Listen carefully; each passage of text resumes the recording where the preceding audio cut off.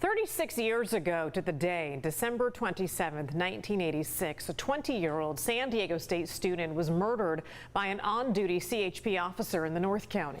After strangling Cara Knott and dumping her body off the 15 freeway, Officer Craig Peyer continued his shift as if nothing had happened. In this story from the CBS 8 archives, today we look back at the case after 2 trials, as our Chris Saunders reported. It was 3 days after Christmas, 1986, a deserted, lonely area under the I-15 freeway at Mercy Road, an exit that led nowhere. That's where police found the lifeless body of Cara Knott, a pretty San Diego State honor student whose family had been frantically searching for her all night. She had been strangled, her body tossed off the old Highway 395 bridge.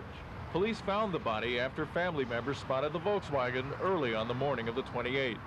The main unanswered question is how she was able to be either duped or conned into stuffing, and we don't know why. Knott's anguished family made several appeals to the public to help solve the brutal murder, which no one could understand.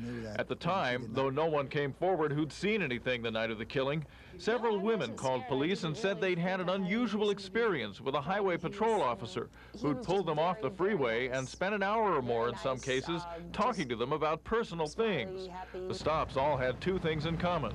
They were at Mercy Road, and the officer was Craig Peyer. I know. I didn't even do it. It was 2.5 weeks after the murder that homicide detectives went to Peyer's Poway home and led him away in handcuffs.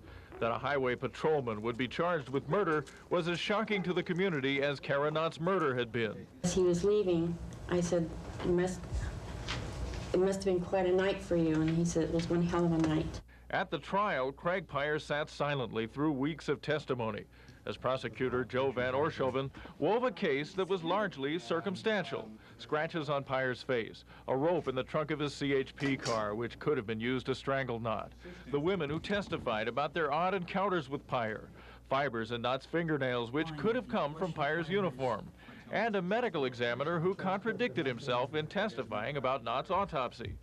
2 other prosecution witnesses, surprise witnesses who came forward during the trial, gave shaky accounts of how they allegedly saw Peyer pull over a white Volkswagen like Cara Knott's the night of the murder. Defense attorney Robert Grimes skillfully sowed the seeds of doubt in the jury's mind with his low-key style. In the end, he'd done his job. The jury was out 7 days wrestling with the decision, and they came back deadlocked 7-5 in favor of conviction. Trying to reach a decision in this? No. Judge Richard Huffman declared a mistrial. Afterwards, the jury foreman summed up the experience. A lot of us felt that we failed.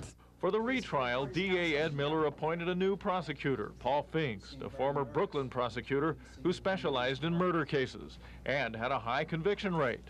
Like Grimes, Pfingst has a low-key, effective style. It appeared at the start of the second trial that the attorneys were evenly matched in this very difficult case.